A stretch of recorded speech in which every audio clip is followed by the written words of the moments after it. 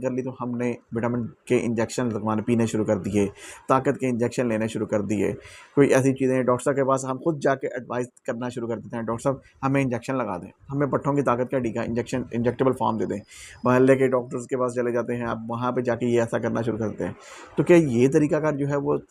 بالکل ٹھیک ہے؟ سیلف میڈیکیشن والا، میڈیکل سٹور سے جا کے ہم پین کلر لینے کی شروع کر دیتے ہیں، الرجی کی میڈیسنز ہیں، کانسٹیپیشن کے سیرپ ہیں، یہ کیا سب یہ جو 10-12 ادویات جو ہیں وہ لینے کی کوشش کر لیتے ہیں، کیا یہ طریقہ کار بالکل ٹھیک ہے؟ اب یہاں پہ یہ ہے کہ دیکھیے، بیماری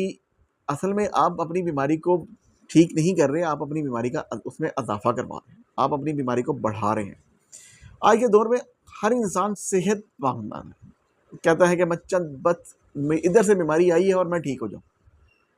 نزلہ، زکام، بخار، کھانسی، گلا خراب جب وائرل ہوتا ہے تو